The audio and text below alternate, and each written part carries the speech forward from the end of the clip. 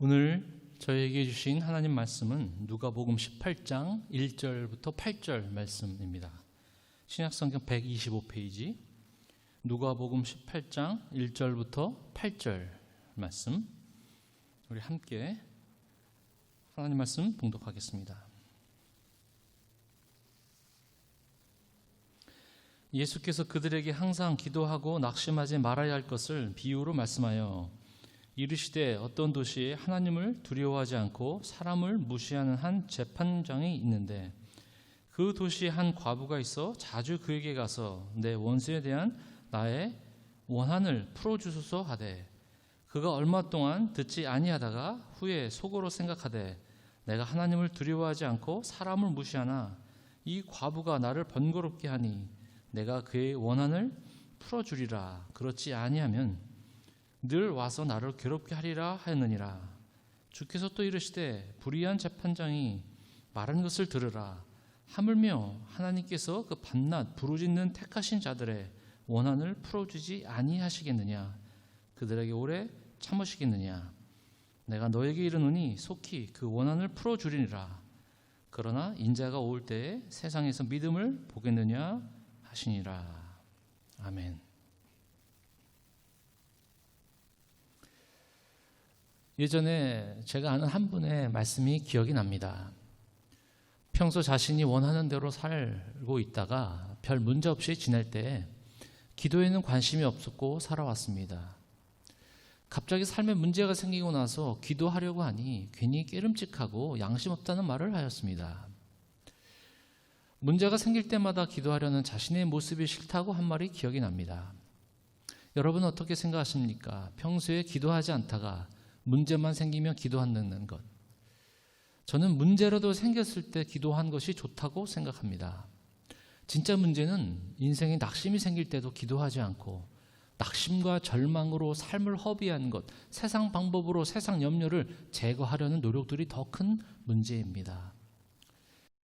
기도는 절망스러울 때, 삶의 어려움을 만났을 때, 갈 길을 잃어버렸을 때, 중요한 결정을 하기 전에 심리적 고통과 육체적 아픔을 경험할 때, 원수가 쫓아올 때, 죄를 회개할 때, 고난 중에도 감사와 찬양을 드릴 때, 결국 기도는 매 순간 어떤 일을 당하든지 평소에 우리 삶 안에서 필요한 것이라 말씀드릴 수 있습니다.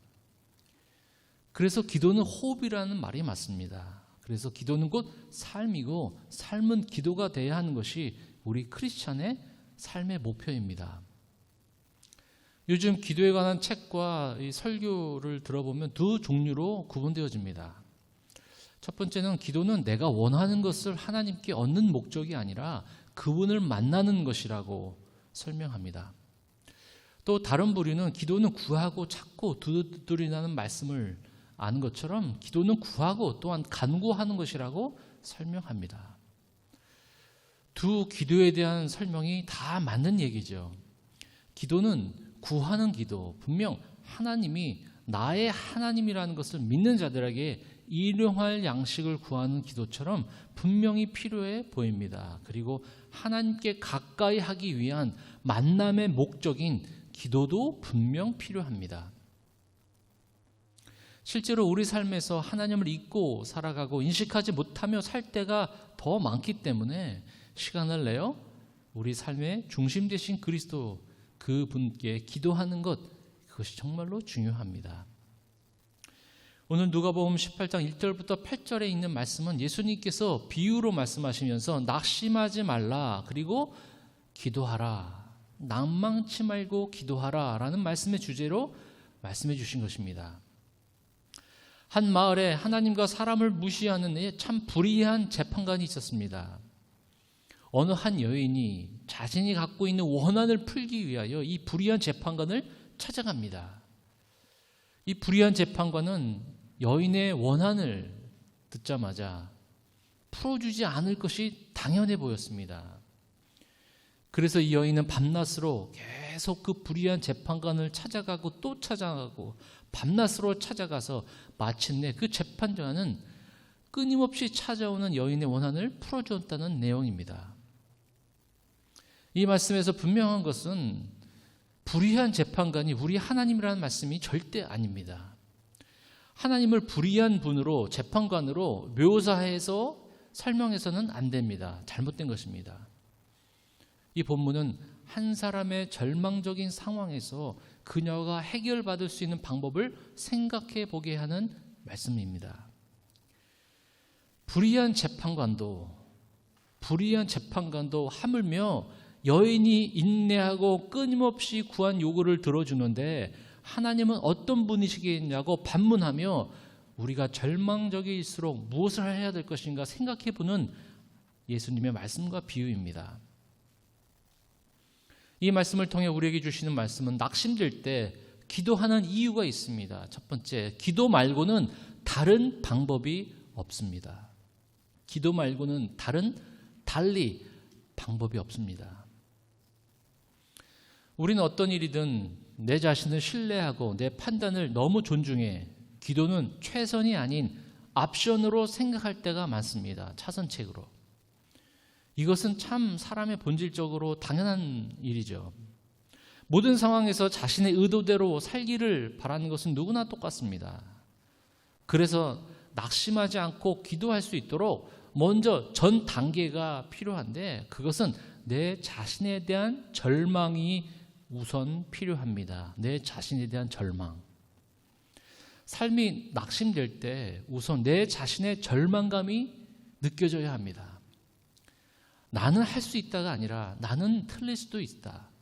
나의 판단은 잘못될 수도 있다라는 그런 마음의 자세가 필요합니다. 그래서 하나님께 지혜를 구하고 그분께 엎드리고 그분의 힘을 기대하게 되는 것이죠.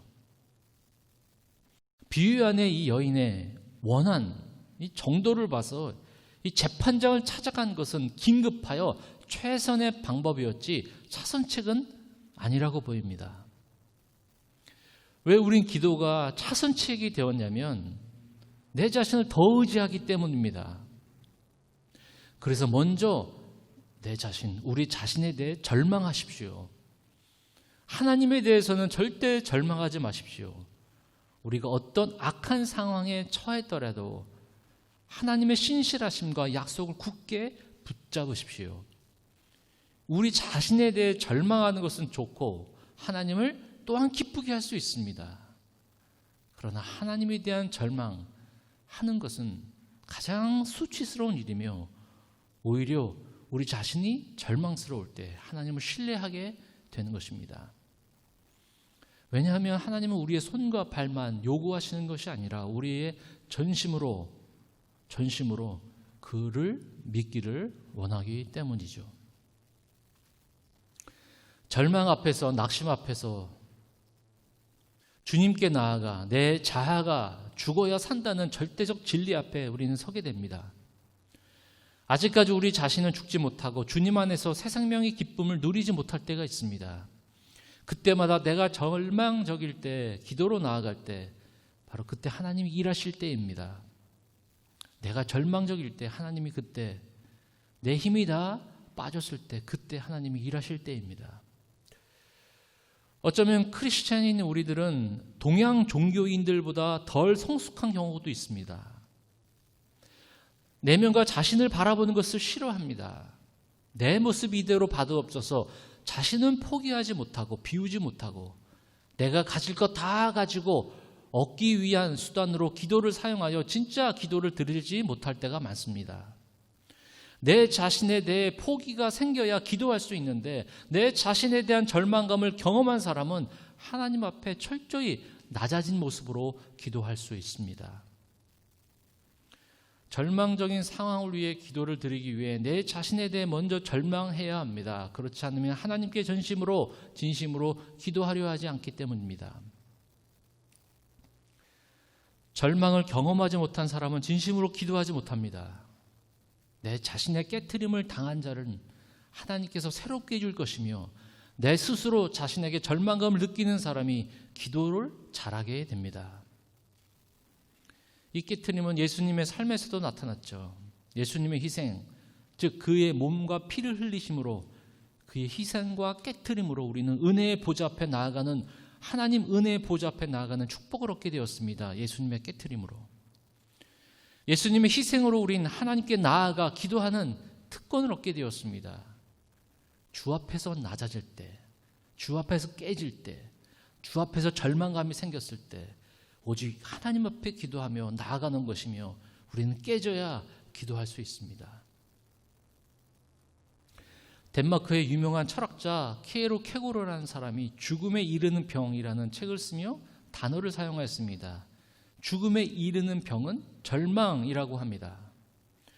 죽음의 병인 절망에서 우리가 살 수 있는 방법은 이 절망의 반대인 소망이 아니라 신앙이라고 말했습니다. 절망을 이길 수 있는 방법은 소망이 아니라 신앙이라는 거예요. 비유에 나오는 여인처럼 철저히 자신의 무능력을 인정하고 모든 문제의 권한이 재판장에 있음을 알고 나아갔던 것입니다. 기도 잘하시는 분은 오래 기도하시는 분이 아니라 자신이 주님 옆에 철저히 낮아지는 분들입니다. 교만한 사람은 기도하기 힘듭니다. 제가 지난번 교회에 있을 때 제가 모르는 여성도의 전화를 받은 적이 있습니다. 그때 교인이 아니라 교회 전화번호 책을 찾아서 무작정 이 교회 이름을 보고 전화를 하게 된 것이죠. 그분은 알지도 못하는 저에게 목사라고 하니까 아주 화가 섞인 목소리로 자신의 억울함을 토로하기 시작했습니다. 내용을 들어보니까 본인이 다니는 교회에서 목사님과 장로님들이 자기를 무시한다는 겁니다.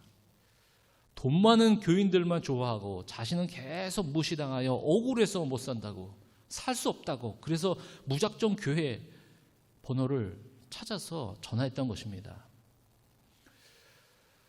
어쩌면 그럴 수 있냐고 화를 내시는 그분한테 저는 그렇게 그분의 마음 공감해 드렸습니다. 얼마나 억울하게 하시냐고, 얼마나 마음이 아팠겠냐고. 그러면서 화를 다른 데도 또 내지 않고 그래도 교회로 전화하신 거 참 잘하셨다고 말씀을 드리며 끊었습니다. 전화를 끊고 생각하니 이분의 분노가 있을 때 그래도 교회에서 또 교회 번호를 찾아서 전화하니 너무 다행이라고 생각했습니다. 그리고 또 제가 잘한 것은 절대 그분의 교회를 비판하지 않았습니다. 반대 교회 사정도 들어보지 않고 무작정 교회에 대한 비판은 같이 하지 않는 것, 그냥 들어주기만 했던 것이죠. 분명한 것은 저는 그분의 억울함을 해결해 줄 수 없는 사람입니다. 화를 받아준 것만이 저의 최선의 방법이었죠. 그런데 우리 하나님은 우리의 마음을 이해하시는 것뿐만 아니라 우리의 일생에 문제 가지고 있는 모든 걱정과 염려와 근심과 낙심과 낙담과 좌절과 절망을 해결해 주실 분 오유일한 하나님이십니다. 그래서 낙심될 때 기도할 이유는 두 번째, 기도는 완전한 우리 하나님께 가지고 나가는 것입니다. 하나님을 생각하며 나아가는 것입니다. 하나님이 유일하게 우리의 삶의 문제와 낙심을 해결해 주시는 분이기 때문입니다. 3절 말씀 보니까 이 여인이 자주 그에게 가서, 5절에 보니까 이 여인이 나를 번거롭게 한다는 재판장의 하소연, 7절에 밤낮 부르짖는, 끝까지 매달리고, 여인이 불의한 재판관에 간 이유는 딱 한 가지입니다. 문제를 해결할 수 있는 유일한 재판장이기 때문인 것을 알았기 때문이죠. 재판장이 유일하게 원한을 풀어줄 사람입니다. 우리는 누구에게 가는 것이 확실할까요? 분명 하나님께로 가는 것이 확실합니다. 그것이 바로 기도이죠. 하나님은 우리를 이해도 하시고 해결하실 분이심을 알기에 우리는 낙심하지 않고 기도할 수 있습니다. 도울 힘 없는 곳에 마음을 두지 마십시오. 위험을 당할 때 주인 나라에 기웃기웃거렸던 이스라엘 나라를 선지자를 통해 하나님은 책망하셨습니다. 이스라엘 백성들은 하나님이 전쟁을 주관하시고 승패의 키를 갖고 계신 분임을 믿지 못하고 이웃 주변 강대국에 도울 힘없는 그 나라들의 도움을 청한 것은 참으로 어리석은 일이었습니다. 지금도 우리의 기도가 차선책이 아니라 유일하게 모든 만물을 주관하시는 그 여호와 하나님께 나아가는 그 절대적인 우리의 간절한 우리의 기도는 하나님께서 기뻐하실 것입니다. 우리 모두는 낙심될 때 어디로 향하고 있습니까? 하나님께 나아가야 합니다.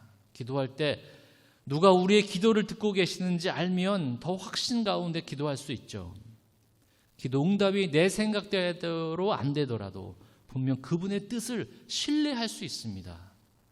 하나님께서 분명 우리의 필요를 아시기 때문에, 마음을 아시기 때문에 7절에 원한을 풀어주지 않겠느냐, 원한을 풀어주지 않겠느냐, 하물며 우리 하나님은 어떤 분이시겠느냐. 이 여인의 원한은 그분만이 풀어줄 수 있다는 확신 가운데 밤낮으로 찾아가 기도하는 우리들에게도 분명 중요한 사실을 전해줍니다. 알다시피 인생의 고충과 어려움의 연속입니다. 절대 부인할 수 없습니다. 낙심될 때 우리가 바라보고 구할 분은 전능하신 하나님 밖에 없음을 확고히 하시며 매일 순간순간마다 우리의 마음을 하나님께 두시기를 바랍니다. 그래서 7절 말씀 보니까 하나님께서 그 밤낮 부르짖는 택하신 자들의 원한을 풀어주지 아니하시느냐, 그들에게 오래 참으시겠느냐. 하물며 이 단어의 주의를 기울일 필요가 있습니다. 불의한 재판관도 여인의 원한을 들어주고 풀어주는데 하물며 하나님 자녀일까 보냐. 도둑도 자기 자녀에게 좋은 것을 줄 줄 알거든 하물며 하나님의 자녀에게 좋은 것을 주시지 않겠느냐. 하물며 하늘의 새와 들판의 꽃도 키우시거늘 하물며 하나님의 자녀일까 보냐. 불의한 재판관도 하물며 여인의 원한을 풀어줄 줄 알거든 우리 하나님은 우리의 마음, 우리 가지고 있는 그 낙심을 풀어주시지 않겠느냐.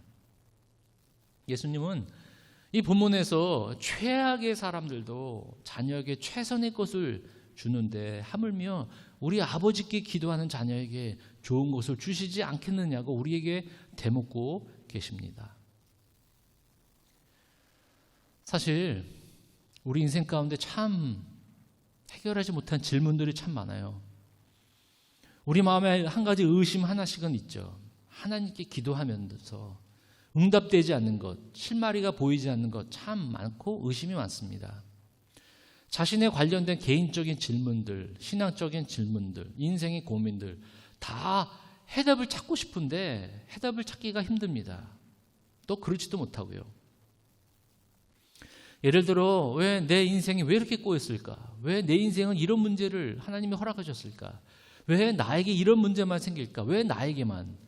그 이유를 모르고 개인적인 이슈, 개인적인 고통 하나님께 여쭤보고 싶을 것이 참 많을 것 같아요.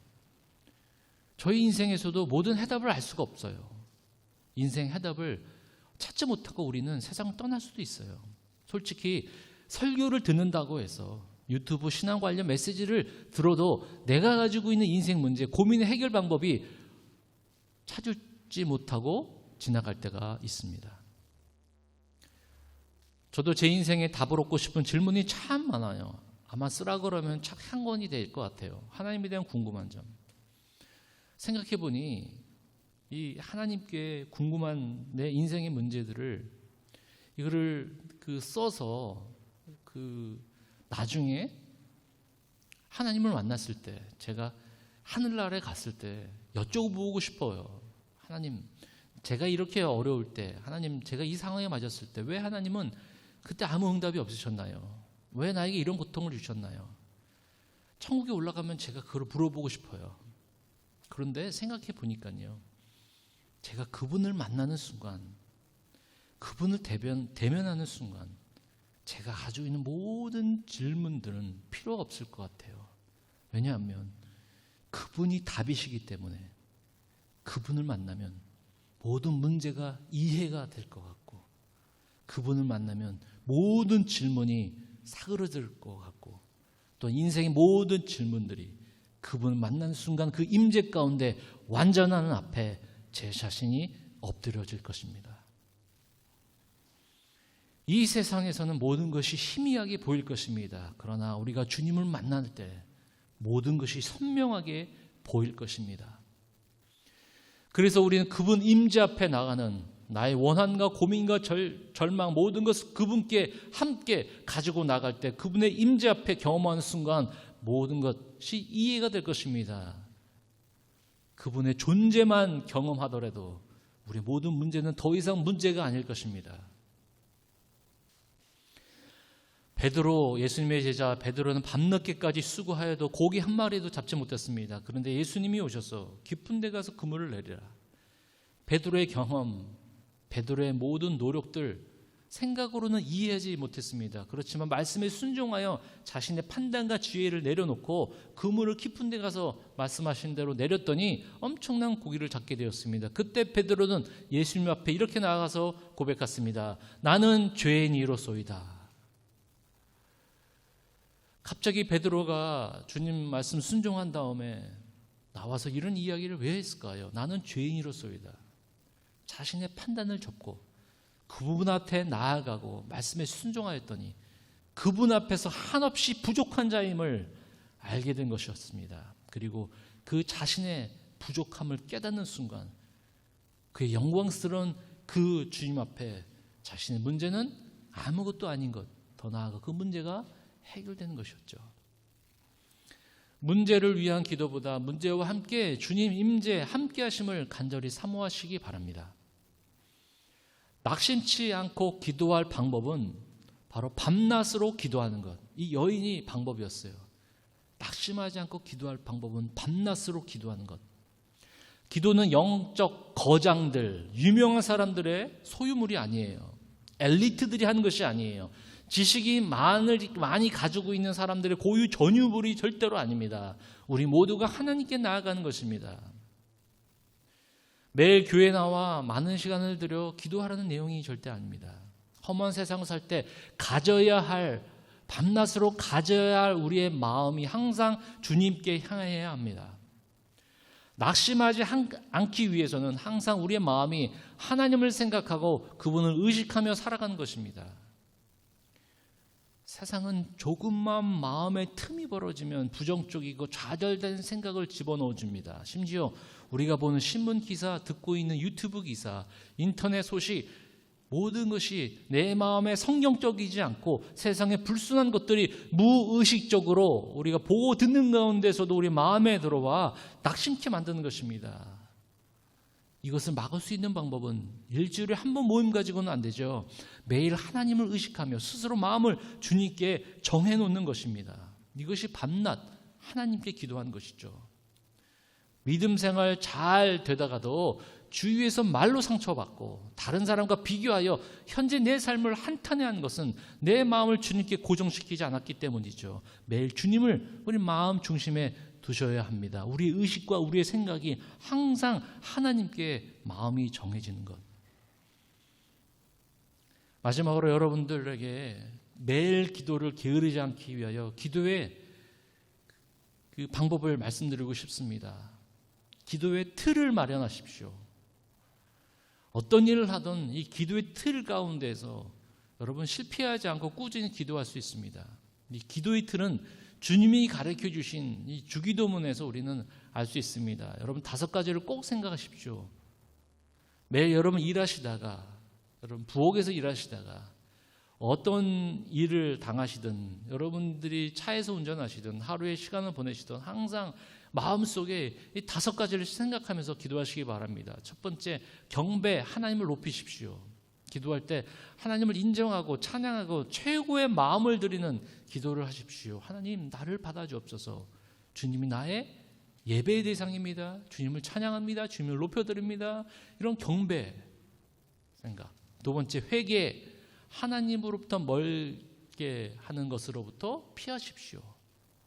혹시 그것이 어려웠다면 그리고 회개하십시오. 세 번째, 감사. 작은 일에 감사하는 자는 나중에 큰 감사의 제목을 받게 됩니다. 경배, 회개, 감사. 네 번째, 현재 가지고 있는 구체적인 기도를 구체적으로 기도하십시오. 이 여인처럼 간구는 구체적으로 기도하는 것. 마지막 5번째는 중보, 다른 사람들이 여러분들에게 기도 부탁한 것을 기도하는 내용. 이 5가지만이라도 우리 마음에 고정적으로 틀을 만들어 놓으면 이 하루에 매일 5가지를 위해서 기도할 수는 없죠. 그런데 우리의 생각이 항상 하나님께 행할 수 있는 기본적인 틀을 가질 수 있습니다. 경배하며 찬양하며 회개하며 감사하며 간구하며 중보 기도합시다. 이 어려운 시간에, 이 기간에 기도를 연습하여 항상 하나님을 마음의 중심에 두며 세상의 어떤 것으로부터 우리의 마음을 뺏기는 것이 아니라 오직 살아계신 그 하나님과, 절대적인 하나님과 깊이 관계하며 그분 앞에 낮아짐과 깨어짐으로 다시 한번 우리 새로운 교회, 사랑하는 모든 새로운 교회 식구들이 다시 한번 회복되어지는 하나님의 귀한 자녀들이 되시기를 주님의 이름으로 간절히 축원을 드립니다. 이 시간 다 같이 말씀을 생각하며 기도하겠습니다.